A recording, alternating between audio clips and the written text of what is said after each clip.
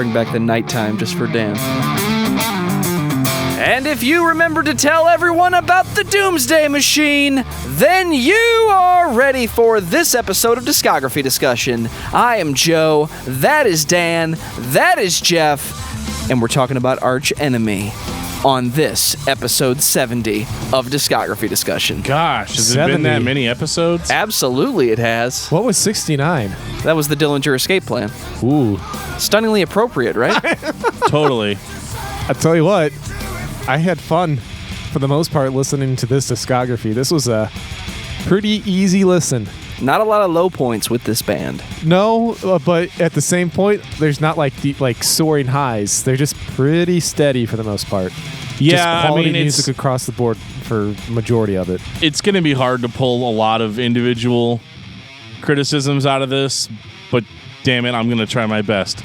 So Arch Enemy actually started all the way back in 1996 and featured the two Amat brothers, Christopher and Michael, which Michael we know from Carcass. Yes, we do. And I know him from Carnage, as well as their original lead singer, Johan, was also in Carnage, although the Carnage album I have does not feature him, thank God. So we're going to...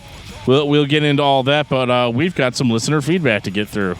Well, before we start talking about the carnage that is Arch Enemy, I want to take some time to say thank you to everyone for listening to the podcast. Thank you for listening and for subscribing. If you are not a subscriber, you can find everything Discography Discussion at discussmetal.com. We are on Google Play, iTunes, Stitcher, TuneIn Radio, so if you have an Amazon Echo or a Google Home, you have no excuse. Ask it to play the latest episode of the Discography Discussion podcast, and it will. We're also on Facebook and on Twitter at Discuss Metal. Be sure to like, favorite, and subscribe. It really helps us out. It lets us know you're listening. And now Dan is going to tell us all about 5-star reviews. We love 5-star reviews here at Discography Discussion. And as we always say, whenever we get a review on iTunes or on Facebook, we will read that live on the show. Unfortunately, this one, we did not impress the listener as much as we hoped we could have.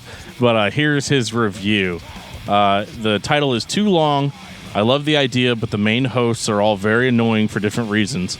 It would be easier to tolerate if the episodes didn't start going past 60 to 75 minutes. Well, thank you, the Commissioner 69, for the 3-star review.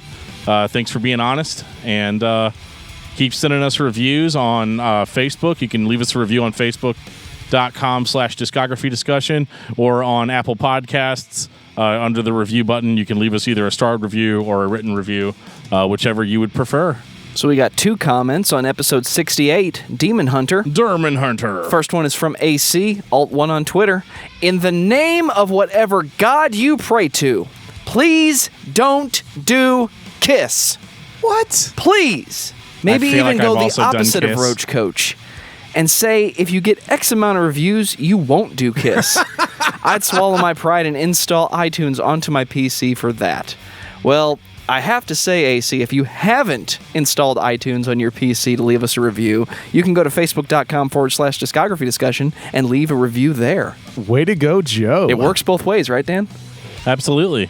We also got a comment on Podbean. This is from Jeffrey Santos. I really enjoyed this podcast on Demon Hunter. A very thorough, in-depth review of the albums.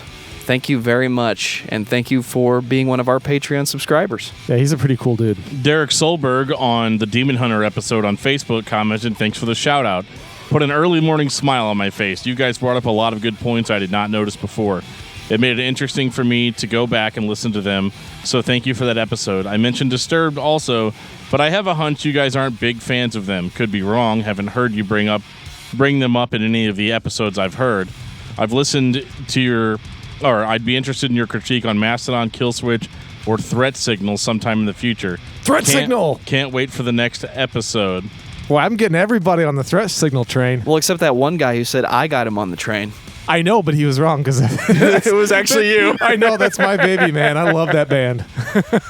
Speaking of Patreon, Joey Riemann commented on our review of Like an Ever-Flowing Stream by Dismember. He said, I love me some Dismember. Check out Gatekeeper if you haven't. It's like a modern Dismember with more hardcore influence. I love it. That sounds like I'm going to love it too. So, Dan, tell me about Arch Enemy.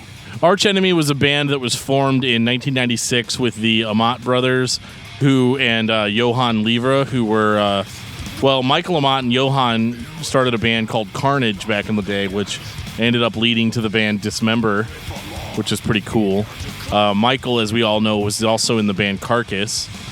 And this was kind of supposed to be like a death metal, like a Swedish death metal supergroup. And they put out an album in 96 called Black Earth, which is exactly what it sounds like. A Swedish death metal supergroup. Would you go as far as to say that this is kind of Gothenburg?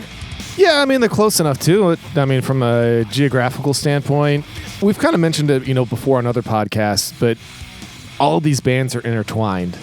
You can always, trace them back to somewhere. Like, I know the original drummer from Arch Enemy drummed on In Flames Subterranean. So, I mean, like, there's always a cross. It's crazy it's like this massive, like, metal family.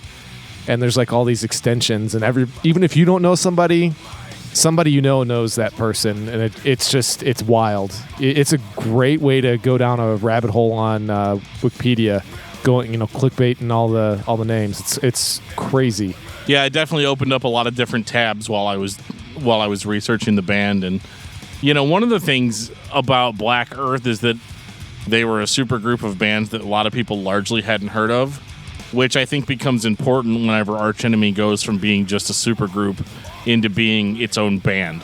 Isn't that the same story that Rammstein told about how they formed? We were just all in different bands, and we decided to hang out together and play a different style of music, and that style of music became extremely popular. Right. Yeah, and it's a similar idea.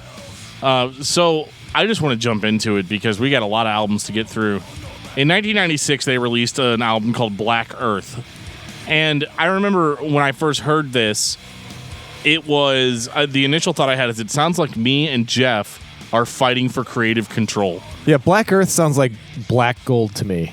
Yeah. I love it. Yeah, it's one of those weird things where there's a lot of traditional death metal stuff in there, like the old Swedish death metal stuff that I'm a huge fan of, like that God Macabre, Dismember, Carnage, that sort of stuff, and Entombed. There's a lot of that in there, which is what I was the big fan of.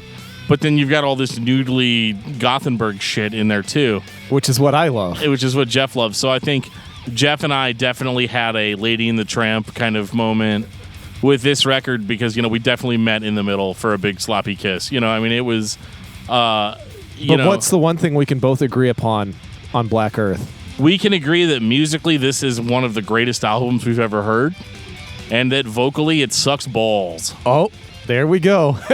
That's two things, and Dan is correct on both. God, I love this album, and I've mentioned it before. Sometimes vocally stuff can be so off-putting that I have a hard time paying attention to the rest of it musically.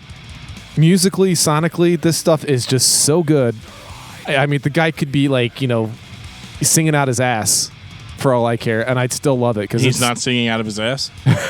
Sometimes it sounds like it, but I don't think so. First time I listened to this, I thought, okay, the vocalist is doing like a Slayer thing. Dan quickly corrected me to a Napalm Death thing. That is correct. And, the music itself is the very heavy and melodic thrash of the mid-90s on the other side of the fucking planet. These are the albums I wish I had when I was studying guitar and trying to play metal, even though I was listening to a lot of Metallica and Megadeth that wasn't as metal. I had the old records, but then I find something like this from the mid-90s and I'm just upset with myself that I didn't look harder. Yeah, instead you were listening to Load. I still listen to Load. It's great. And this sounds good. Like that's it's really good. I don't know if what we're hearing is some sort of modern remastering of this record, but for a death metal record from 1996, this thing fucking kills. I mean, the sound quality is really pristine on this, and it sounds big. The guitars sound big, the drums sound big, the vocals sound like ass. Yeah, it's a reissue. Okay, so there must have been some sort of remaster done on this because listening to it now, I was like, there's no way that it came out in 96 sounding like this. and I didn't have a lot of complaints. And I want to get the vocal thing out of the way first because we're going to be dogging on the vocals a lot for the next 3 albums, or for this album and the following 2. And the biggest issue is that Johan Livre is a dead ringer for Barney Greenway from Napalm Death. So if we were listening to grindcore, we'd be fine, but exactly. we're not. The vocals just don't match the music. Not at all. And it's like Joe said, it's kind of a little bit Slayer, it's a little bit Napalm Death. And the thing I don't like about that is that Slayer and Napalm Death are very one-dimensional bands.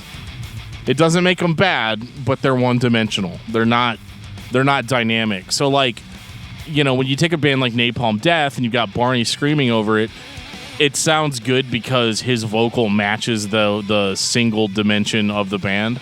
You know what I mean? He fits the theme of the songs and everything. Yeah, but Napalm Death isn't one-dimensional anymore.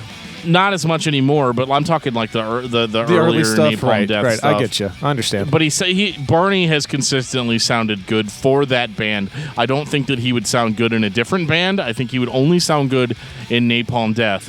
And that's kind of the issue we're having with Johan on this Arch Enemy album, is that Black Earth is not an unmelodic record by any means. It is brutal at times. It's extremely heavy. It's next level stuff. But there's a lot of that Gothenburg death metal stuff in there and early Swedish death metal stuff where this record is extremely dynamic and shifts from super brutal to more melodic. And it almost seems like the Amat brothers are at war with one another, whereas one of them wants to keep things strictly death metal and the other one's just fucking with him and keeps throwing stuff in. You know, like it's, you know, so it's kind of like just an interesting, interesting salad, you know, where, you know, you've got all these different elements, because I feel like one guitarist is focused on death metal, whereas the other one wants to be in Van Halen or wants to be in Iron Maiden. And so you hear a lot of these like really melodic sections and breaks, and I think it's all cool because it makes the songs interesting. The only issue I have with the first 3 Arch Enemy albums is there's a whole lot of riff salad going on, which is the songs are extremely enjoyable to listen to while you are listening to them. But once you move away from the album, there's not a whole lot, despite the amount of melody that's there. There's not a whole lot to go back to. And I'm not like humming the melodies to myself like I am on like the Gesture Race for In Flames. Right. It doesn't help that our 2018 ears have begun to demand dynamic range of every member of the band. You know, the drummer's expected to be able to not just do one thing really well. Guitarist, you got to be able to shift. Vocalist, you have to be able to sing as well as scream. And this was a time where you've got that Gothenburg death metal thing going on. You got the thrash going on and the same old influences of the 90s, which is Eddie Van Halen, Dimebag Darrell, Kirk Hammett, Dave Mustaine. Not bad influences for the time period, but this was also a time where the idea of what a heavy vocalist was a guy that could just stand there and bark at the mic. Which is what he did. And he did that. And it's unfair to listen to this with a modern set of ears and tear it down for that, because that is the standard that existed at the time. It's just frustrating to hear how good things got later as a result of this style, and then go back to this and think the only thing that really does suck is the vocals. I don't know. I mean, listen to the In Flames stuff at the same time with Anders. I go back to it and I'm like, God, I wish Anders still sounded like that. You know, that's a vocalist, you know, that would be a contemporary to Johan, that I would say, you know, that guy is doing it right. Yeah, or like Michael Stani from Dark Tranquillity. Right, that's another one. I mean, it sounds amazing. Right, for the most part, like you said. I mean, I especially if you consider it in a broader spectrum, and you consider American bands as well and British bands, what Johan's doing is par for the course. You know, I guess the only exceptions, and maybe part of our frustration, is that it's the Swedish vocalists for the most part that are bringing it, that work well with that, you know, with the sound of the, you know, sonically the Arch Enemy has. Well, you look at American metalcore that got so popular, that was basically borrowing heavily from this European scene. Right. And so, one of the things was the riffing was ripped off heavily, but one of the things that came along with the Swedish death metal thing in the United States was the extreme vocal was carried over as well. Because, before that, when we were talking about, the origins of metalcore and death metal and stuff like that in the U.S., with metalcore, I would say that, bands like Earth Crisis and stuff would have been considered metalcore or Converge. But they were still more like hardcore bands that were combining like American heavy metal with hardcore. And so you don't have that same metalcore sound as you'd have from like a Kill Switch or a Bullet for My Valentine or something like that. Whereas, those bands were just basically playing Swedish death metal with breakdowns, and they were carrying over that extreme growly vocal. But if they had been influenced by Black Earth, it's one of those like, well, we'll keep the riffs, but the vocals are a little bit too mundane. But I wonder if I had bought this as a new release in 1996, if I would feel that way. I think if we bought it in 96, I think we would enjoy it just like we enjoy it now. I really do believe that, especially since I was already aware of In Flames at the time, I would say, nope, this is better, meaning In Flames.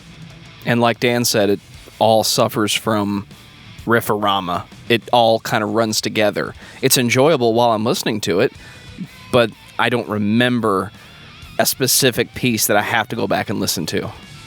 I think that Johan does as well as he can. And he does get a little bit better towards the end of his run. He does. But, Black Earth is a really great record to get into now if you're wanting to hear what melodic death metal sounded like in the 90s. And this is a great example of that.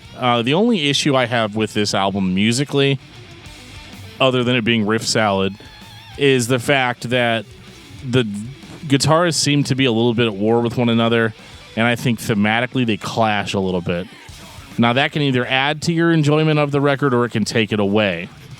Because, you look at an album like The Gesture Race, or The Gallery by Dark Tranquillity, and you have, the same sort of shit going on, but those albums, for whatever reason, focused more on hooks. They honed in more on bringing the melodies out of the songs so that you would remember them.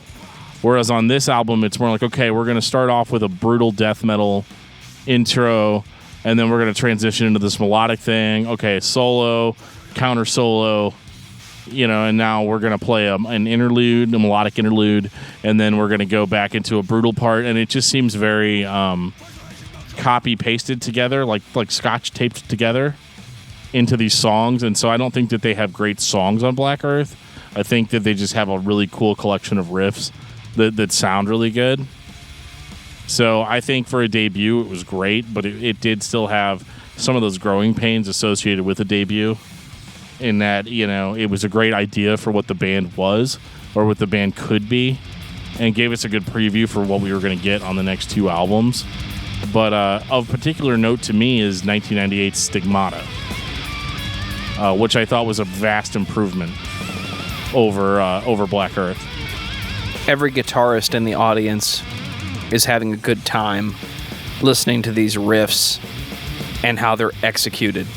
This album is where you can start to actually listen to the songs and actually piece them together in a way that makes sense. Previously, you couldn't do that. Yeah, this album actually had songs on it. I remember a lot of the melodies on this record and found it to be just much more enjoyable and much more in line with the more classic melodic death metal albums that I liked. This record was a little bit darker, too. They focused more on the darker, more depressing aspects of things. Because, the problem with Black Earth was that you would have this really brutal death metal part that you'd be into that would then transition into this, flying in the rainbows with unicorns solo. Oh, that sounds like fun. Yeah, well, that's great if that's your bag. But, it is. For me, I'm just I could have used a little bit more structure, insanity, more heaviness, more aggression. And on Stigmata, they kind of tone that shit down a little bit, and it's a little bit more focused. And so the music on the record sounds more like your traditional melodic death metal. But, you know, I don't know. I think it's more aggressive, and I think it's a darker record. And again, the only issue I have with it is you've got Johan fucking barking like a golden retriever over the fucking thing. Yeah, and it distracts from the riffs that I like that are underneath it. Which was kind of my point on Black Earth. Different vocalists would make you remember more. A little bit better use of the classic thrash metal punk energy. They brought back the aggression, if that makes sense. There's a little more reason to be engaged with the record rather than just listening to whatever piece of noodling is going on here. I still like it more, and I definitely don't hate the first record, but I had a lot more fun consuming this one. Musically, I mean, these guys got chops. You know, they know what they're doing. So I really don't have any complaints. And you know, they're steady. I guess that's the best way to put it. You're musically, you're really not going to get too terribly disappointed outside of maybe an album or two with Arch Enemy. Steady is a good word, Geoff, because a lot of what Arch Enemy does is a version of the same thing we did before. As a fan, you're engaged no matter which piece is coming on, with a few exceptions later on. Well, yeah, I mean, this was very much Black Earth again, just better. Right. You know, it's like if you're going to compare Master of Puppets to Ride the Lightning. You know, it's not that Ride the Lightning is like a significantly worse record than Master of Puppets, but Master of Puppets went in and, you know, took what they did there and made it better. And like that's very much the same with Stigmata. I actually listened to this one 2 or 3 times. I liked it that much. I would definitely put it up there with like the Gallery by Dark Tranquillity, or the Gesture Race. And it's easy to say Subterranean, but I'm not going to. Same drummer, so right. But yeah, I think this was really well done, and definitely gave us, you know, it definitely set up an expectation for me that okay, this band's going to get good. But the thing that bothered me about Stigmata really was just that this band has progressive elements, but never goes away from the formula. Like, they could be a badass progressive band, but they never take that step up. And I don't know if that's like a lack of ability with the musicianship or if they're just playing it safe, you know. And I would say that it's probably more just playing it safe because this is what metalheads like. I mean, it resonated with me almost instantly, despite all of my biases that I might have, you know, for metal or preferences. It was good enough for me to be like, this is really good, and I'm going to spend some extra time on it. See, I don't think that's a cop-out or playing it safe at all. I don't think you have to decide not to be Dream Theater. I think you have to decide that's the kind of music you want to make, or Opeth, or any other insert name of progressive band. I think if you're a guitar player and you're a band of musicians, you can decide just to play heavy music. And that's a more valuable decision for me than deciding to play it safe and not be Dream Theater. I just think they play what they like. That was the impression I got. No one has a responsibility to be progressive just because you know how to play every scale in the book, I guess is what I'm trying to say. Which he does. But no, very nice, Geoff. Well, I'm not saying that they have to be progressive. It's just that it kind of seemed like on this record that it was going that way, but then it didn't. It just kind of stopped. It's kind of like an invisible wall in a video game. You know, you see this awesome mountain off in the distance. You're like, I'm going to climb that fucking mountain. And then you can't go that way. Oh, yeah, you know, that was me totally playing EverQuest all the time. Yeah. So and then Oblivion came out, and Dan said, I can go to that mountain. Right. So, like, that's all I'm trying to say. I'm not saying that, like, they have to be Dream Theater or they have to be Opeth. I saw the potential there for them to go that way, and they just didn't. And that's fine because it was their decision, not mine. But, yeah, Stigmata was great, and I was, like, really excited to hear Burning Bridges right after. because I was like, damn, like they really, I mean, that's like a 100% improvement. Like pretty much all of the complaints that I had about Black Earth were kind of taken care Remedied. of. Yeah, in Stigmata, and I thought that was a great record. And so Burning Bridges came out, and I was surprised because I started realizing that Stigmata and Burning Bridges are kind of like kind of like the two halves of Black Earth split up. So like Black Earth, I complained that, you got this metal, dark, evil sounding stuff, but then it goes into like Unicorn Rainbows. And I felt like Burning Bridges was the Unicorn Rainbows album, where they're like, okay, we're going to do what one guitarist wants on Stigmata, and then on Burning Bridges, we're going to do like a more fun record. And that's not to say that Burning Bridges isn't still a ball-busting heavy metal record. It definitely is. But there's definitely a lot more of that Iron Maiden power metal silliness going on with the solos. And I actually have to say that Johan sounds a lot better on Burning Bridges than he did on the previous two albums. This is what 4 years of live shows will do for your ability. You were mentioning, Dan, about it sounded like it was like, unicorns. It was almost like two different people wrote it. What happened? Well, kind of, sorta. Michael wrote all the lyrics, I believe, on both. But on the previous album, Michael is, I think, credited on majority of the songs. And here on Burning Bridges, it's Christopher and Michael that's credited on all the songs.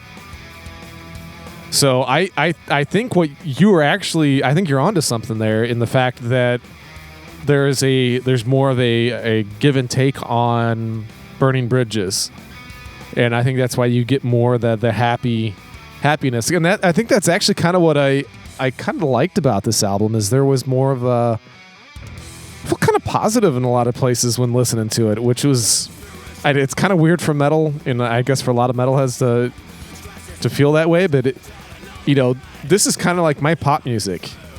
I like this kind of stuff. This is fun for me. This is also amazingly modern sounding melodic death metal for 1999.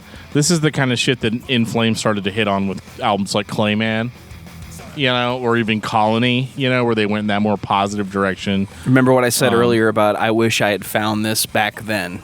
Yeah. So like that positivity, like Geoff said, is definitely there. And I don't have a lot of bad things to say about Burning Bridges. I don't hold it as highly as I do Stigmata. I think Stigmata is a better album. But there's no denying that this was them trying to do better. Especially Johan actually he actually has kind of vocal patterns on this record. And so even though I don't love the way his voice sounds all the time, he doesn't just do the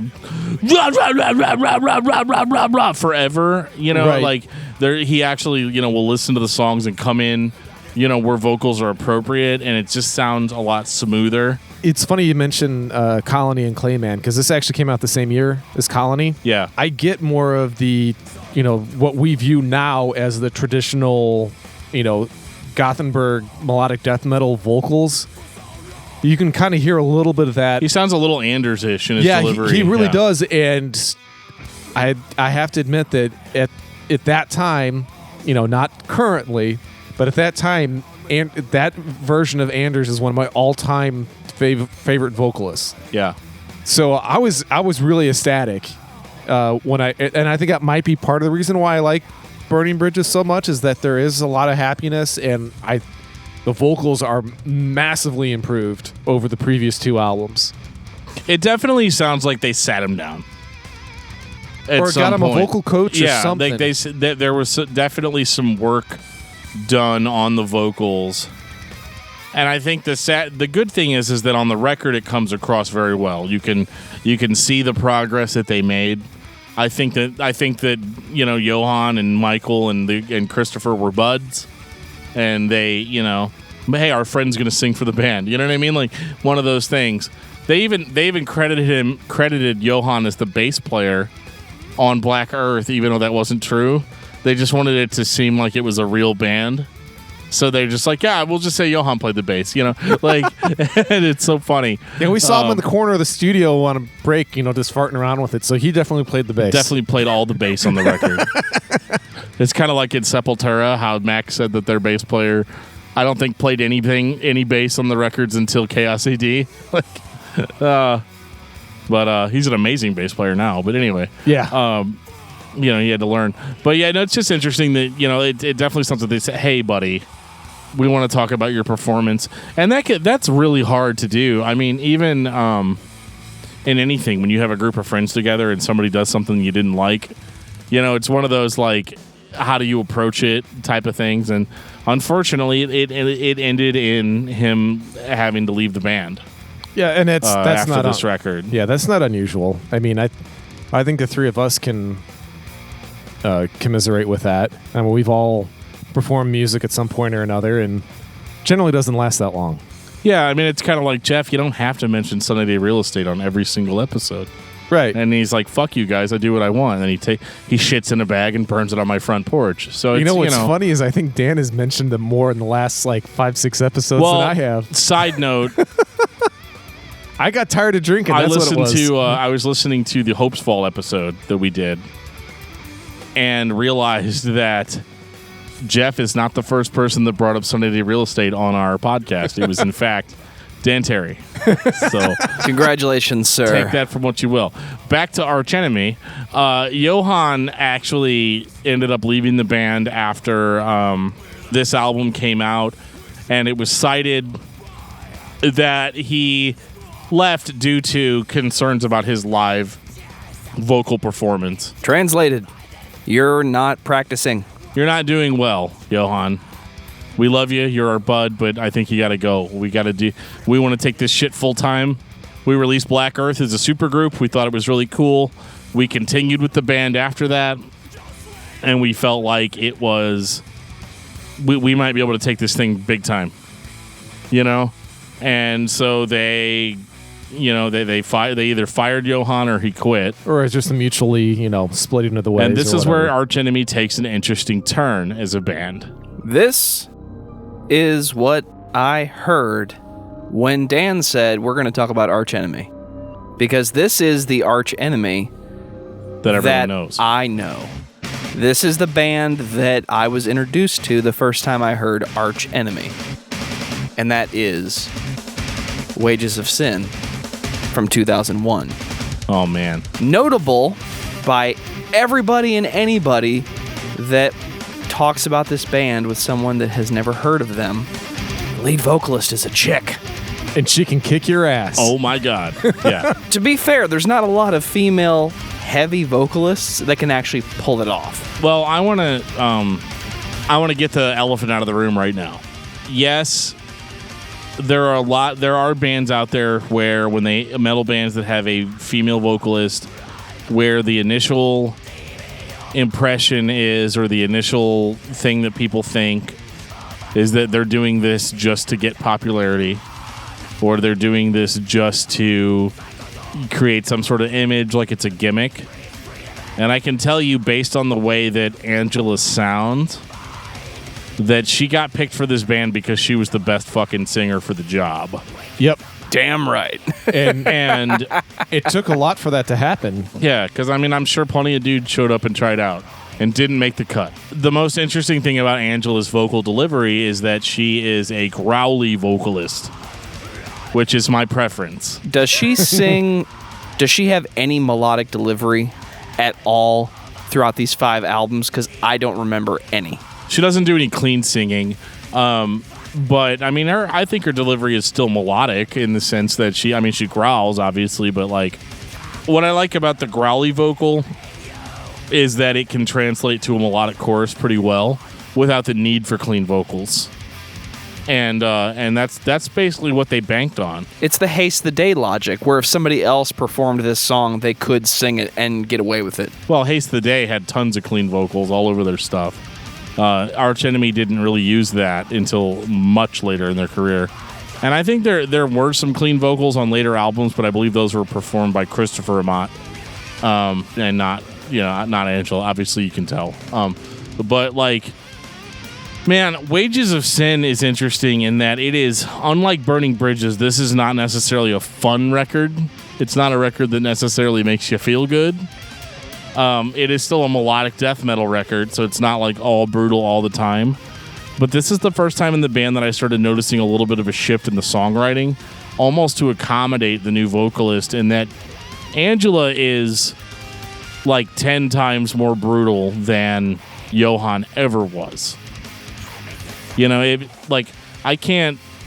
don't like using the term singer upgrade too much, but this was clearly an upgrade as far as their vocal delivery went. This put them in the same playing field as your Dark Tranquility or your In Flames, you know, where you had a growly vocalist. But I think what still sets Arch Enemy apart is that their solos don't conform to the melodic death metal formula. And so they always kind of sound fresh and new. They almost have a little bit of like a traditional heavy metal feel to them, or power metal feel to them. Yeah, I was going to say power metal was the vibe that I got. And then sometime, especially later on, then not necessarily on this album, but the galloping bass really starts to become real prominent as well, which is another big, power metal staple. Yeah, and like Wages of Sin to me is probably the best Arch Enemy album, in my opinion, in the sense that everything is in place. You still have that really good, guitar trade-off between the Amat brothers. You've got Angela just kicking ass on the vocal side of it. And then you've got, the drumming is rock fucking solid. I can't really comment on the bass playing because I can't hear it really that much on here. You will later, though. Yeah, so Wages of Sin is just kind of their, hey guys, we changed singers, but we're still fucking Arch Enemy. And it actually had the effect of almost creating this idea of what was before this wasn't Arch Enemy, and this is Arch Enemy. Like they pulled off a rebranding on this, and did it very well. That was one of the best things that they could have done.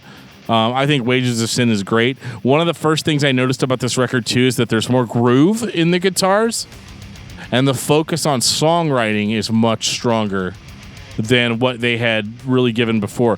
The first 3 albums can be accused of being riff salad. This record focused a little bit more on having songs with choruses. And I know if you go on Metal Archives or whatever, you've got douchebags being like, it's basically just radio rock with a growling vocalist, and I'm like, nah, it's not really accurate. This wasn't radio at the time. This is metal as fuck. We were almost at this point with radio. And I actually wonder if this album was the result of Arch Enemy changing with the time as this style of Gothenburg started to become prominent. Yes and no, because they didn't make the same concessions that their peers made. You've got In Flames with Rewrite to Remain, which was more of a mainstream sounding record where they were trying to go radio with it. And Dark Tranquility even had, I don't think Dark Tranquility was trying to go radio, but, Michael Stani did a lot more clean vocals and, trying to really just make it into this, like, really listenable, smooth thing. Whereas Wages of Sin is kind of a middle finger to all of that. Like, it is aggressive. It's heavy. The vocals are uncompromising. The growly vocal cannot be denied in the sense that a lot of bands don't go for it because it severely limits their radio sensibility. A lot of people to this day still don't appreciate that raspy growl. And she comes at it, in a very Carcass, Jeff Walker kind of way. And I think that's really cool, too, with the Michael Amott and Carcass connection. Right. In the sense that, you're kind of getting a spiritual successor to what Carcass was doing on Heartwork and what they were doing on Swan Song. You get a lot of that. And I think she really kicked ass on this record and really brought the band up to a different level. And the music didn't necessarily have to improve that much, but it did anyway. Because, they did a re-recording a few years later of Angela singing some of the older material, and it sounded great. And so, it's kind of a what if. Like, let's hear Black Earth with Angela. Let's hear Stigmata with Angela. Let's hear Burning Bridges with Angela. But then it's like, well, that's kind of a big middle finger to Johan. Like, no one's going to do that to their bud. Yeah, you don't want to erase them from history, but my God, I mean, she's really good. She's what we needed. Yeah, I mean, she 100%. really is. She fits this band so well. Angela time period of this band is by far my favorite because I think she was the missing piece, in my opinion. Well, and I think it's interesting too because just to kind of fight that whole like, oh, it's a gimmick or it's this or that. It's less of a gimmick to me in the sense that like she joined an already established band. It's not like any of us hated Arch Enemy before Angela was in it. You know what I mean? Like there was no reason to hate the band. The vocals weren't super strong, but like as metal fans, it's not like the vocals are necessarily a make and break kind of thing. You kind of have to come into extreme metal expecting vocalists to be of different quality. Yeah, you're here for the fucking riffs, man. You're not here for how beautiful the singer sounds, And Wages of Sin carries that on. I noticed more groove in the guitar, and I noticed more of a focus on like actual songwriting, which we had talked about anyway, was already occurring anyway.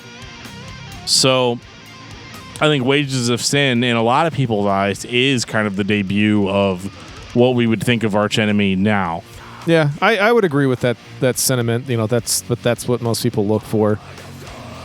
I think that this album really shows the progression of the rest of the group's musical ability, and like we say, it's almost like like you've gone from having an abstract thought to something that you've gotten more concise as time goes on, and that's how I feel they've gotten with their music.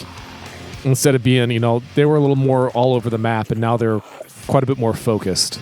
And I think whenever you get somebody focused in whatever their profession is, generally they're gonna do better. And I think that they produced better music on this album than they have to anything to date, personally. Yeah, I agree, and I think this was also kind of we're an actual band now called Arch Enemy, and we're not some super group of guys that were in other bands that were more notable. Right, because now we're gotten to the point where Arch Enemy is more notable than what their previous bands were. Right, it's its own brand now. Right. And so when we move into 2003's Anthems of Rebellion, this is where things start to get a little bit iffy for me. Anthems of Rebellion takes that, how I mentioned on Wages of Sin that there was more focus on groove and more songwriting. I feel like Anthems of Rebellion is more of a departure from that sound. I feel like the songwriting is significantly diminished from what we'd had on Wages of Sin. But you also have to look at the time period that it came out in, which was 2003. So this is like As I Lay Dying's Frail Words collapses out already in the United States. And, Zayo's been a thing for a while. Zayo being one of the first bands to incorporate that European growling vocal into metalcore, And, like, Anthems of Rebellion was the first thing that I heard from Arch Enemy in the United States. They were on a Headbangers Ball compilation. And it was the song We Will Rise. And I remember just listening to it and thinking it was awesome. I didn't know anything about the band. I just thought it was a cool song. Although looking back on it, it's like kind of one of the most simplistic songs on the record. And one of the things that irritates me about it is that I noticed that the vocals had like a lot of like post-processing like effects put on them. And I was kind of like, it makes the growl sound a little bit more electronic, a little bit more liquid. And when I say that, I'm not saying that the vocals are quantized or that they are artificially created. They're not. It's clearly a strong growling vocalist doing the vocals, but then all these effects are thrown on top of it. And that was one of the things that was immediately noticeable to me, and I was kind of like, what is the deal with this band? So I bought Anthems of Rebellion because that was kind of all you could get. I remember trying to get Wages of Sin, but I had to like import it You know, like you just have to go back to that time period. You know, like 2002, 2003, and Bear Share, baby, Limeware. And I really liked Anthems of Rebellion until I heard Wages of Sin, because I did go ahead and import it. You know, I did get it. You know, and you know, I was like, wow, this Wages of Sin record is awesome. But this Anthems of Rebellion sounds like the same thing, but significantly watered down. The solos aren't really there like they were on Wages of Sin. And it just seems like it's like verse, chorus, verse kind of song structures. This is their attempt at radio. Absolutely, because what they're banking on now, during this time, this was the beginnings of the new wave of American heavy metal, which you can just shorten by saying it's metalcore. Right. So this record was a little bit more in that vein. I'm not saying it's metalcore, you know, but I think it sounded more kind of like a Devil Driver, you know, kind of sound. And like I said, there's nothing necessarily bad on Anthems of Rebellion. I'm not saying that it's like total shit, but it's not. I don't know, like go back and compare it to Black Earth, and it's like, oh fuck, okay. Yeah, and so you feel like it's gotten like too formulaic. It's watered down, yeah. It's definitely an attempt at more mainstream success, despite its limitations. And when I say limitations, I'm talking about the growled vocals.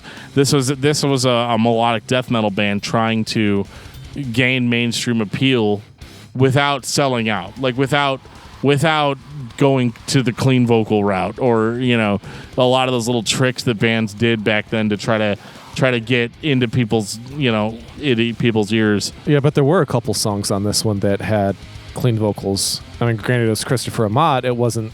Yeah, but it wasn't like the focus. You know what I mean? Right. Like I know what you're saying. There's a little bit there, but it's not like, you know, like you're not. He's not singing like full on, like they're not doing fucking Evanescence duets, you know, like that sort of shit. Yeah, I know like what you're the saying. kind of shit that Lacuna Coil pulled later on in their career. Yeah, but anyway, no, you kind of hit on something before that I actually kind of like, and it's what you don't like. It's the reason why I like industrial music, and that is kind of like the layering and some of the processing that goes along with the vocals. You know, the way I look at it is, you know, your voice is an instrument, and everybody always adds effects to guitars. Why can't we appreciate people adding effects to the vocals? I actually like that. And for me, it's kind of fun, you know, to listen to it, and it's why I like bands like Cybreed, because they go fucking crazy with that stuff, and I don't mind it on this at all, because I think it's well done. It's not completely over the top. I don't think it takes away from her abilities. You can still tell that she's a badass vocalist.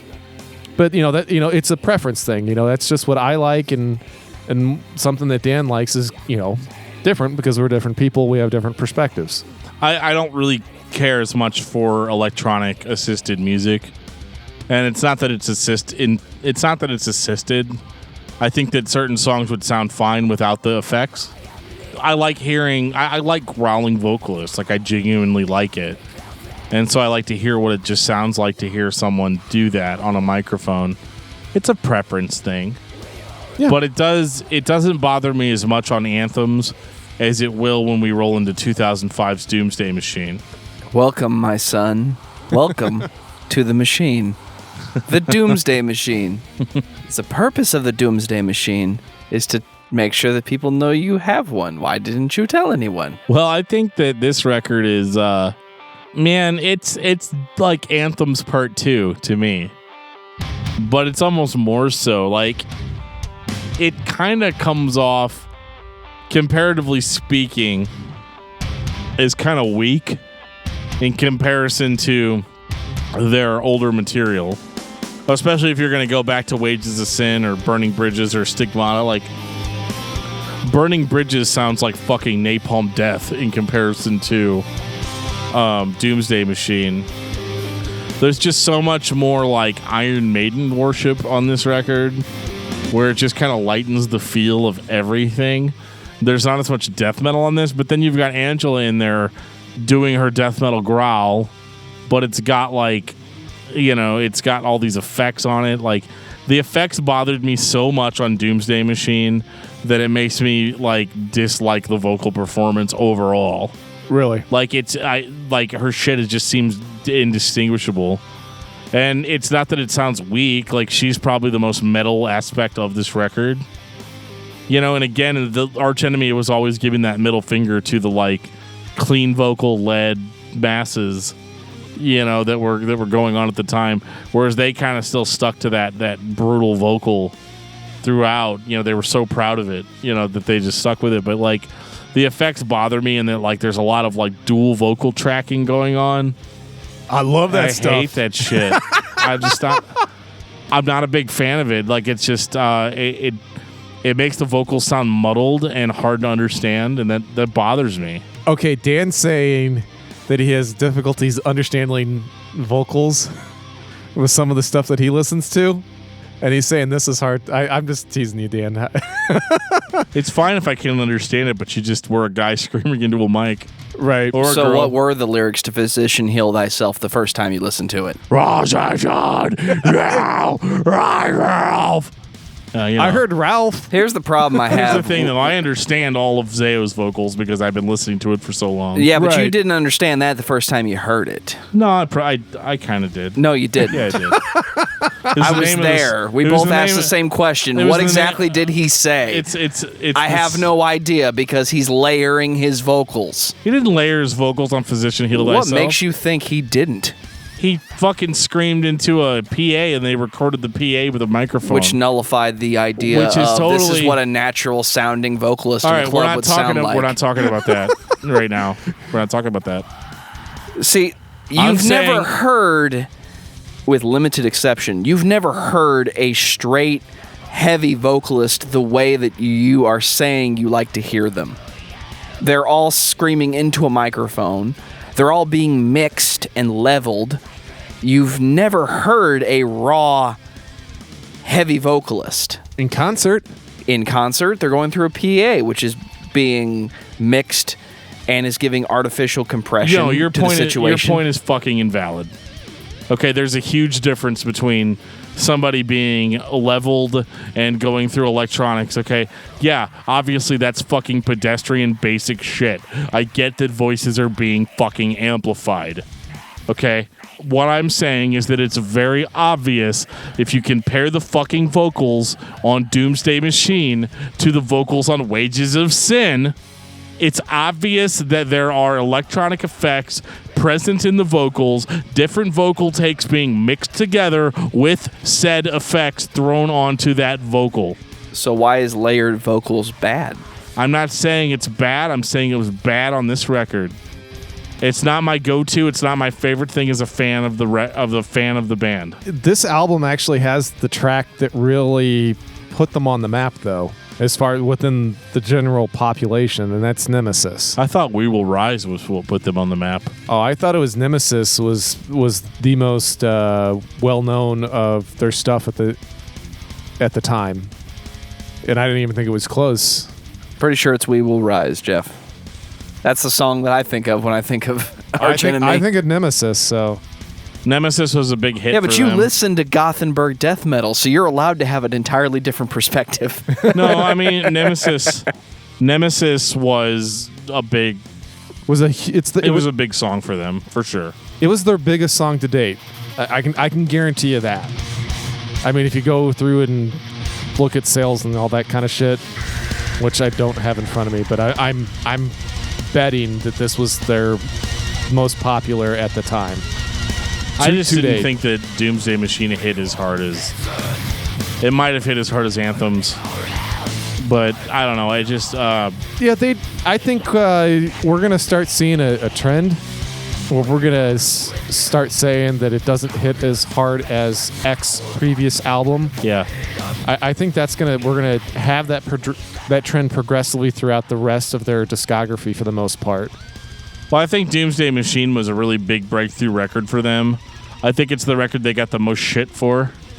And again, I don't really understand 100% why. Like, my complaints notwithstanding, my complaints are simply that I just didn't like the way the vocals sounded because of how they were produced.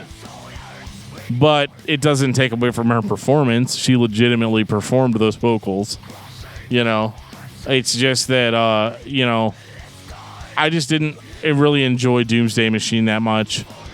And it had a couple of cool songs with some cool choruses. But that's not really why I listen to death metal. And I would question whether you could even call any Anthems or Doomsday death metal. I think they sound more metalcore than anything else. So did the mainstream follow Arch Enemy? Or did Arch Enemy just vicariously become the mainstream? They were influenced by metalcore. There's no denying that. So it's 2005 and we're just tagging along for the ride at this point. 2003, metalcore was already huge in the US. Anthems of Rebellion was their big break in the US. Doomsday Machine continued that. There's a lot of people that think of Anthems of Rebellion as the first Arch Enemy album, which is funny because they're off by 4, but, you know, whatever. I think this is also the first album that Angela is heavily involved in the at least in the lyric in the process. writing and the lyrics. Yeah. So you know you have a new voice, you have a different perspective. So I mean that could be part of it too. You know, whenever you have somebody else bringing something else to the table, your sound's going to change. I mean, in most instances, just because it's new input. I think it's interesting. We talk about how they become metalcore whenever they, you know, were kind of at the forefront of melodic death metal, and now they're past melodic death metal. And we're talking about, you know, they are now metalcore on a lot of their stuff, where metalcore pulled quite a bit from melodic death metal. So I don't know. I think it's kind of interesting, you know, that, you know, we're kind of putting them in both genres. When both genres very heavily borrow from each other. Yeah. Right. I don't think Doomsday Machine is total shit, but I think it is kind of the low point for the band. Because it's not the first time where we've kind of felt that what we view as the low point is one of the high points from a popularity from a sales perspective. Yeah, and it's happened more than a few times where as soon as they quote unquote go mainstream, that we all of a sudden become hipsters. And it's not really that, it's just that we're looking for something in particular that we really have enjoyed, and we're starting to lose those elements as they get more popular, because the stuff that we like and we like to think that most of our listeners enjoy is stuff that's not necessarily mainstream. That's part of why we do our podcast. Stuff that's written for the love of the genre. Exactly. More so than stuff that's done just to make a buck. Right. But at the same time, unlike us, because we want to make money. If you're going to put, Patreon. If we're going to, you know, look at Doomsday Machine from a sales perspective, absolutely. It was one of their biggest records.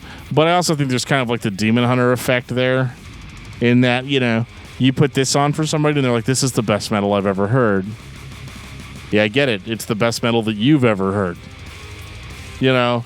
And this is one of those albums that it introduces you very lightly to some of the more extreme aspects of extreme metal.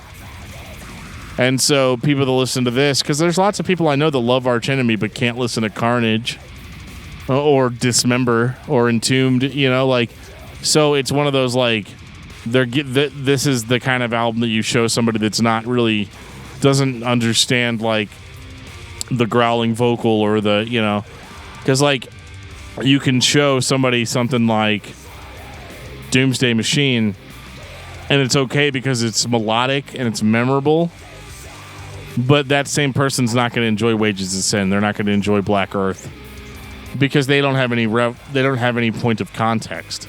Right. It's a beginner's metal CD. And I felt the same way about Anthems, is that Anthems was a beginner's metal CD. And there's nothing wrong with that necessarily, but it's just worth noting that this was their moment of their most popularity. And honestly, they kind of got that shit out of their system with those two records. My opinion. I love me some Rise of the Tyrant. Rise of the Tyrant is very much like Wages of Sin, in my opinion. But they haven't forgotten their catchiness that they achieved on the past two records. they haven't forgotten what made them a household name. You know, in me and Geoff's perfect world, being a household name is having fucking great solos and, you know, creating a really awesome, you know, atmosphere for your record, or having cool lyrics or whatever. But for the majority of people, their idea of a good band is a band that can write songs that you're going to remember. It's not necessarily about the technical proficiency of how they're doing it. When you become a diehard metal fan, you tend to pay more attention to that. But when you're somebody that's just starting out, you know, I think Rise of the Tyrant was perfect because you could go from Doomsday Machine to Rise of the Tyrant, and that's whenever you're crossing over now from being a casual metal fan to being like, wow, the shit on this record is a lot more complicated than what was on Doomsday Machine.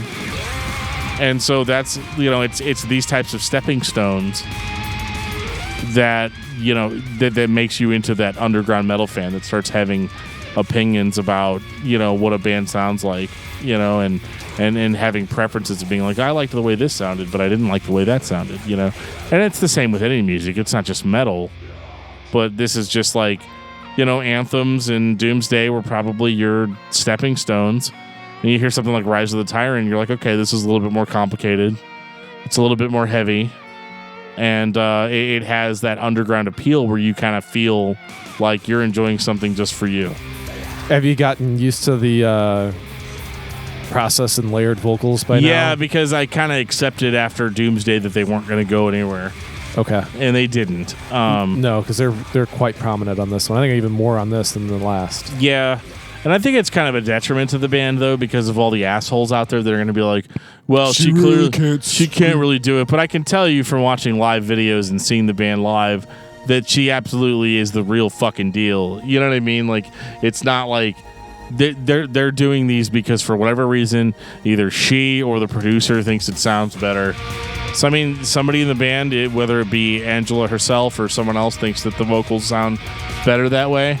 I know that around 2002 she actually had some problems with her vocals. She actually developed nodules on her throat,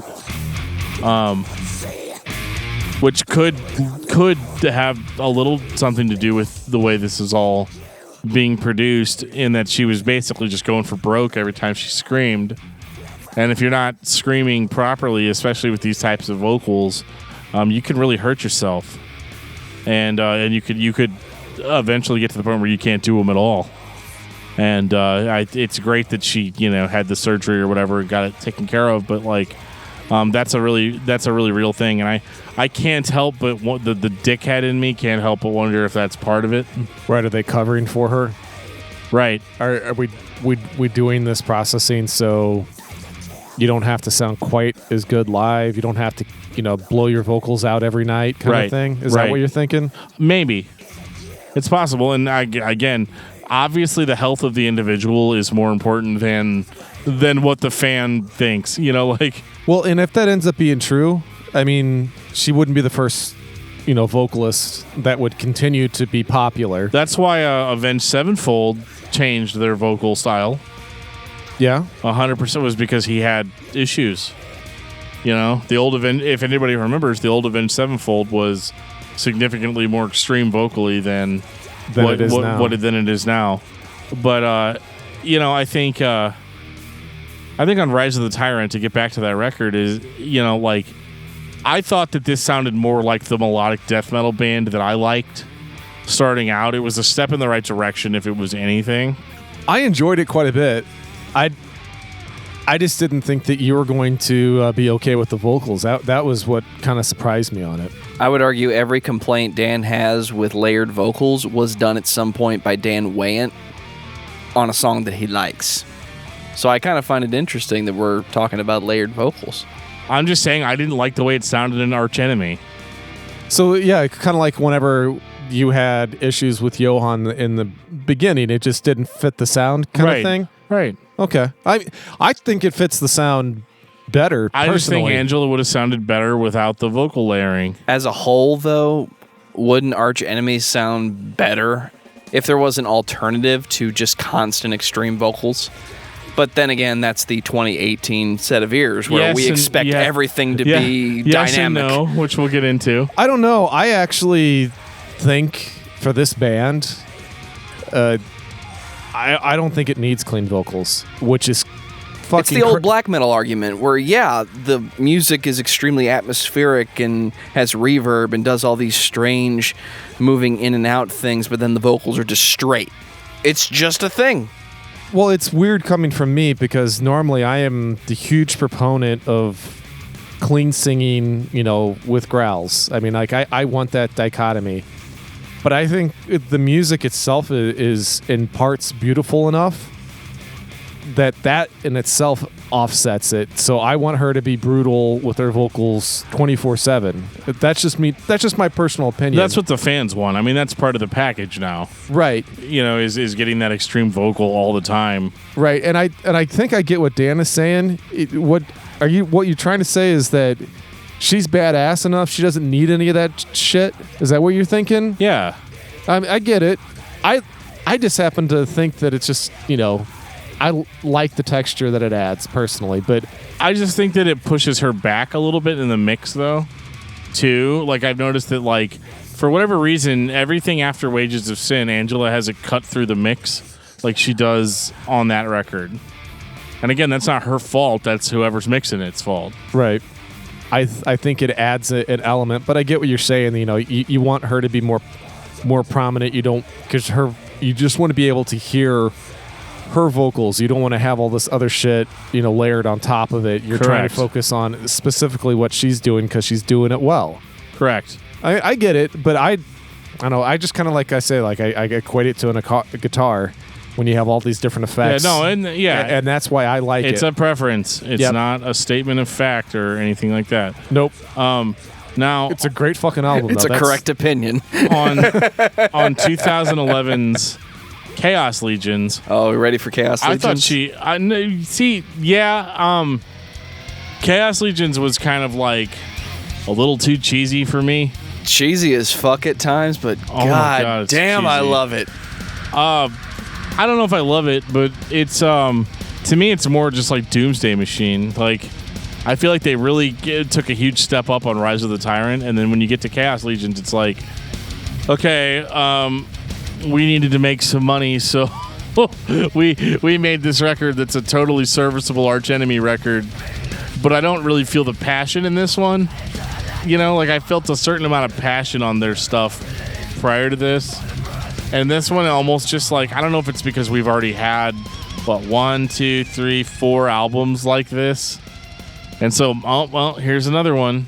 Yeah, well, I think there's some foreshadowing going on this album.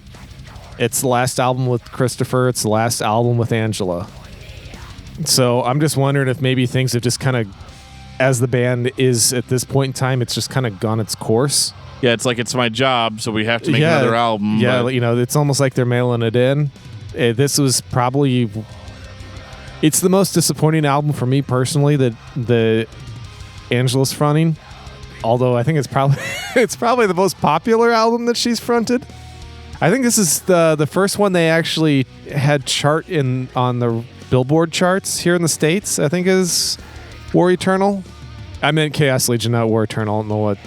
But yeah, I think this is the first one that charted for them here in the States on standard Billboard 200. That's interesting. Yeah, because it's there. Here we go again. It's the highest charting, and it's the least impressive to us. It's not super impressive. Yeah, I mean, it's okay. I actually think Angela's vocals got pretty extreme on Chaos Legions.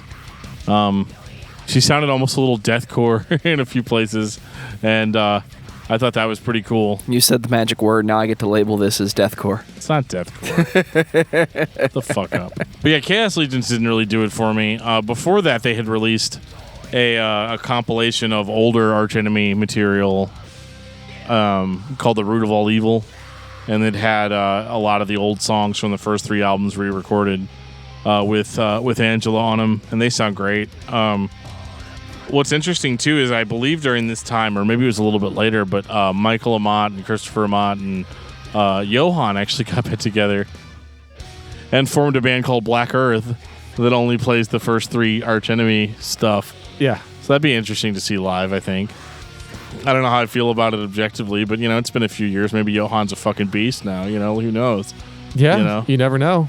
We've experienced that before on this podcast where somebody's come back from years later and we're like, wow. And been a fucking beast. Yeah. So, Chaos Legions, I don't have a lot to say about it other than it's another Arch Enemy album. If you like Doomsday Machine and Rise of the Tyrant, then you're probably going to like Chaos Legions. There's nothing wrong with it objectively, but it does sound a little bit less inspired than what we had before. So if you guys are ready to address the second elephant in the room. There's another one? There's another elephant. There's a lot of elephants with this band. All right, Dan. 2014, War Eternal. Okay, what happened in the last 3 years? So Angela's gone. Christopher's gone. Which is, more vital than you think to the sound of the band. Angela has been replaced by another vocalist named Alyssa White. Is it Gluz or Glues? I think it's Gluz. Glues? I don't know. We'll call her Alyssa for now. I think it's Glues. Yeah. Alyssa was the vocalist of a band, a deathcore band called The Agonist, who I'm actually a pretty big fan of. I'm a fan of them with Alyssa. I'm a fan of them without. And Alyssa had a really powerful scream, growl, a little different than Angela, but also was pretty good at doing clean vocals too in The Agonist. So when War Eternal came out, I know there was this big thing about like, oh my God, Arch Enemy has a new singer. People weren't sure if they were willing to accept the band without Angela. And I think some of us in this room feel that way. That would be me. I'm going to go on record and say that I actually like Alyssa's vocals more than Angela's. Oh, that's like a dagger to my heart. I'm sorry, but Alyssa does all the shit that I was complaining about with Angela. Or she doesn't do all the shit that I complained about with Angela. Her voice fucking cuts through the mix. She's on top of it. She controls it. I like her highs more. I like the rasp, but I like that it's like I don't know, man. It's pretty intense. It's definitely more of a metalcore rasp, and but I'm okay with that. And I like her deeps. Her deeps are a hell of a lot better than Angela's were. And holy shit, other than a little bit of multi-tracking, the effects are gone. She's got a few moments on the next record, and I think one or two on this one, where she gets a little OTEP-y. And for those people that think OTEP is the best female vocalist that does heavy, extreme vocals, she's not. But when I hear a very specific delivery, I think, okay, somebody was listening to OTEP today. But this is far above and beyond better than that.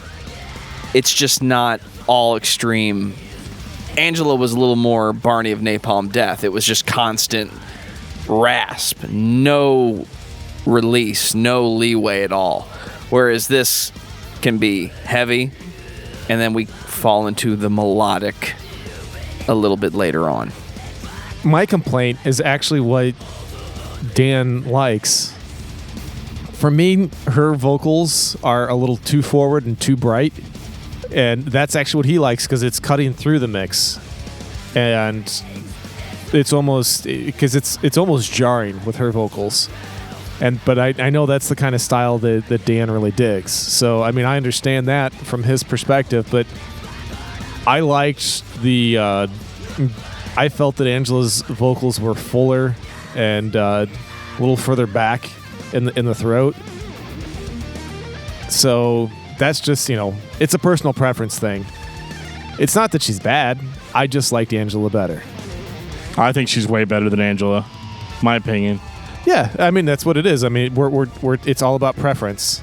I was pretty excited that she was going to be the new vocalist for Arch Enemy, and I think she pulls it off really well. The only weird thing about War Eternal is the fact that like she is known in The Agonist as being a really good, clean vocalist as well as an extreme vocalist, and so I thought it was interesting that they didn't utilize that in War Eternal at all. It's just straight growl. which is, kind of the arch enemy way, I guess. But, it was interesting that wasn't present here. What did you guys think of the music on War Eternal? It was different at first. It was definitely more focused. It definitely pulled from modern death metal at the time. But beyond that, it just felt a lot more engaged and a lot more logical thought put into the arrangement. I think there's more people on the Dan train than on the Geoff train because War Eternal was obscenely popular. I think it was way better than Chaos Legions. This broke the top 50 in the U.S., which for Billboard 200 for a metal band is a big fucking deal. And they did it. So I think it was number 44 is what it peaked at, which is, at this time, with this, there's like, metal just doesn't exist in regular radio play anymore. So, I mean, they're making this on their fans alone. Well, and I just want to say, too, though, that, like, War Eternal and Chaos Legions and Rise of the Tyrant and all that, those are good albums, but they don't hold a candle to shit like Wages of Sin or Burning Bridges or Stigmata. Like, that's the hardest part about this band, is accepting that we are never going to be that melodic death metal supergroup that we started as. Because now what you've got is you've got a band that's writing songs that are trying to sound metal, and they're trying to produce hits. It's not as blatant as it was with Demon Hunter, but it is definitely a band that is trying to continue to grow their popularity, which there's nothing wrong with. But I have to tell you that if you are a diehard death metal fan or a diehard Gothenburg or melodic death metal fan, this shit is not going to cut it for you. Yeah, power metal's starting to really creep its ass into it really is. It sounds like, and they've been accused of being a power metal band with a growly vocalist. Yeah. Well, and I'm like, dude, no, that's fucking Skeleton Witch. That's, yeah. I like these records, even though I do consider them to be on the poppier side of metal. Like, for sure. Like, this is... They are on the popular side of metal. They are. But at the same time, they definitely are. They've earned it, though, right? They can do whatever the fuck they want. I don't think that they've done it via cheap tricks. I think they just kind of, like, looked at the sales and said, okay, people like the Doomsday Machine sound, so we're going to stick with that. Well, outside of Alyssa, they're all in their 40s and 50s. I mean... Right, Alyssa's like, what, 13? No, I'm kidding. She's 32. 32. That's my age. That's funny. So I'm making fun of somebody for being my age. But I mean, I can't throw shade because I think she really adds a much needed refresher. Because goddamn, on Chaos Legions, did Angela not sound tired? I mean, she still manages the band. Like, she's still very much involved in everything that they do. And, her chapter in bringing this band, because she did all the fucking legwork. Yeah. I mean, she pretty much handpicked Alyssa as the new singer. It was literally like, hey, I've created this empire for you, and I want you to, and I thought that was kind of cool, that she was handpicked. But I mean, how often does that happen, that the previous vocalist will handpick the new vocalist? And, I think she does a killer job. I think the music could be a little bit more than it is. But I think at this point in the band, to expect it to ever go back to that Black Earth or Stigmata sound is kind of dumb and kind of short-sighted. So I thought War Eternal was great. And I remember there being like, I kind of thought this was going to be the last Arch Enemy album. I mean, they toured for fucking ever on this. But like, Will to Power didn't come out until 2017. So like, usually Arch Enemy has been a very like 2-year band, but like they kind of like between 2014 and 2017, I was kind of like, I guess the new vocalist thing didn't go over very well because I don't have a new Arch Enemy album out in 2016 or 2015 or whatever. Turns out they were just touring their asses off. Well, yeah, and then Jeff Loomis wanted to continue to tour, did a solo album. Right. And then we have a St. Louis connection. Because all of Jeff's shit was stolen here in St. Louis. Nice. And So if you go into a thrift store, you might be able to buy some Arch Enemy history. Yeah, the funny thing is... Well, it's not funny. I mean, it fucking sucks. But they finally caught those assholes because it ended up being like the same group of 4 pieces of shit that were stealing everybody's stuff here in St. Louis. So it took 4 motherfuckers to make the entire city look like assholes. So, but those pricks have been caught, thank God. So they're actually slowly but surely going through all of the inventory because they ended up with several houses filled with equipment. So they're trying to figure out whose shit is whose because this went on for like 3 or 4 years where if you came to St. Louis, lock that shit up because these assholes were going to take it. But no, I was excited that it came out. I'm kind of, getting used to Alyssa at this point, so I still like Angela better, but she fits the music well. But none of us are like, bring Johan back. No, none of us are for doing the first time in a long time. Nobody's wishing for the original vocalist. Right. So let's talk about 2017's Will to Power. Clean singing is here. Yes, it is. As a primary, it's not focus. Primary. There's like one fucking song that had clean singing, like that had it as the lead vocal. Well, reason to believe. I think that's like a when people call it even power ballad. It's like a power ballad, yeah, for sure. Yeah, it's very anti-suicide though, so I like that. Yeah, that's it's got a Hailstorm vibe. Yeah, I don't think so. So the thing about Will to Power is that it is. Well, did you like War Eternal, Geoff? Because it's kind of like, I hate to be this way at this point, but it's like, fuck, it's another Arch Enemy album. Yep. I don't see the innovation anymore. I'm kind of like 10 albums. I've got 4 of them that I really have something to say about. Oh yeah, I love the first 4, but man, everything after that is very much like here we go again. It's enjoyable, but it's but it's made to be that way. It's a sure. When you buy an Arch Enemy album, it's a sure thing. You know it's going to be a win. It's steady. It's not always. I wouldn't even say it's a win anymore, but it's just steady. You know what you're gonna get. It's kind of like what Dan was mentioning earlier with, he was hitting on the Demon Hunter comparison as far as making things friendly for the ear. And that's, I think, where they're at. Will to Power is Demon Hunter-esque and from that perspective. Not saying that it sounds like Demon Hunter. I just mean that they are making what they think you want to listen to instead of just making music.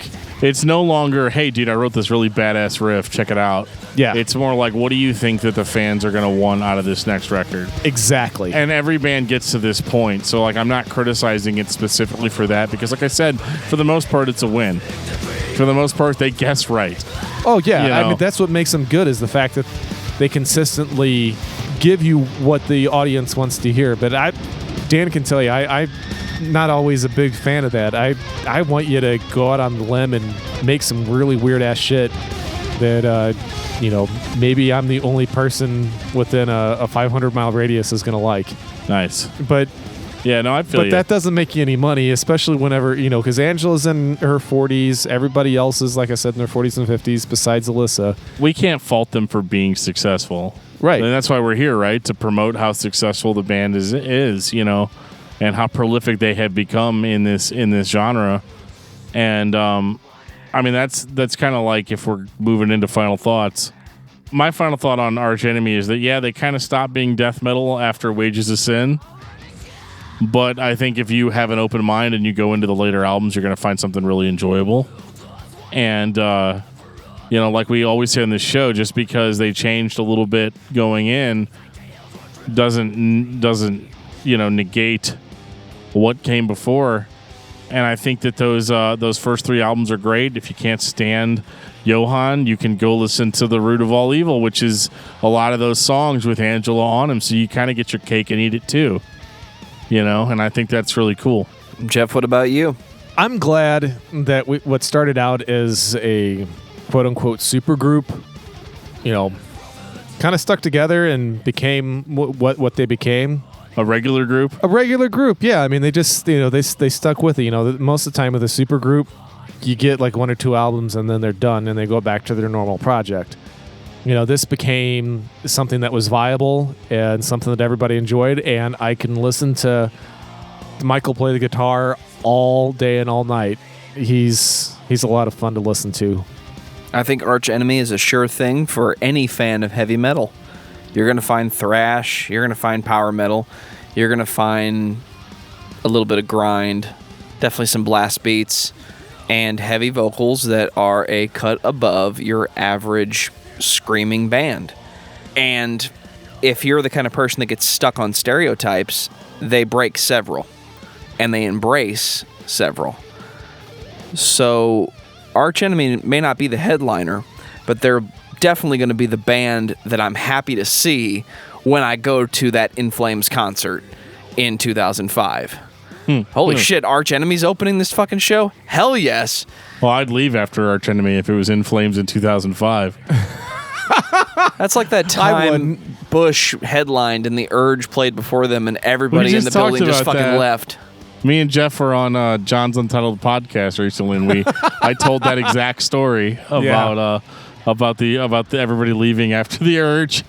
Poor Bush. Gavin Drysdale was on stage like, guys, it's really sad.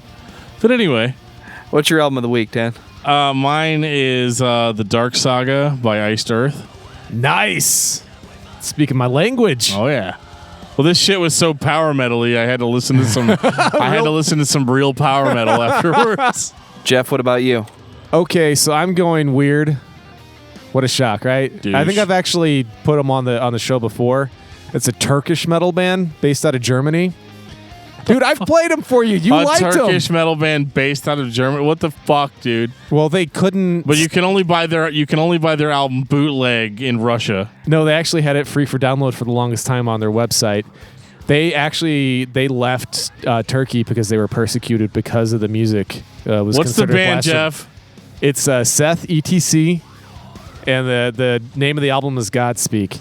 I was enjoying some Mercyful Fate this week, so my album is going to be Time, because I want to hear about that ghost in the closet. Ghost? Ghost, boo!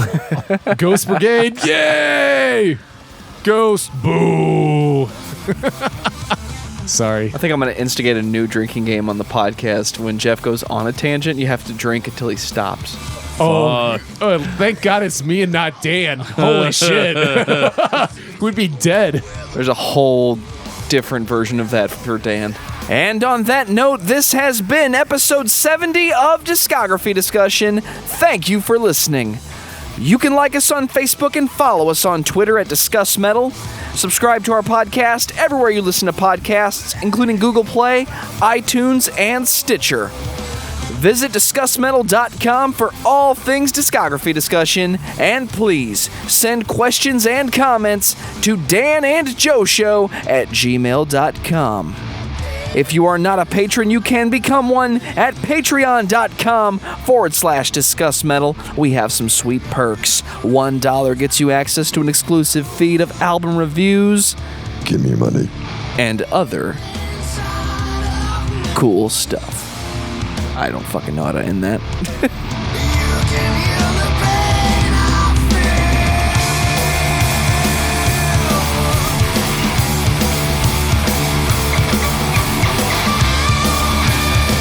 In 2017, Decibel Geek brought us Rock N Pod Expo in Nashville, Tennessee.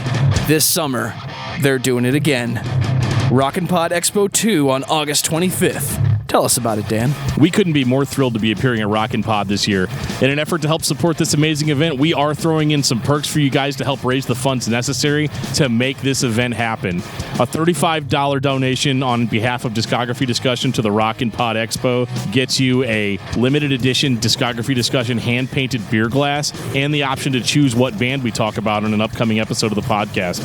This also includes your admission to the expo, access to an exclusive podcast made only for contributors to the event, and we can't wait to meet some of you guys there in person. We'll be hanging out chatting all day. Keep in mind on these perks, there are only 3 of them available, so act fast, and we hope to see you there.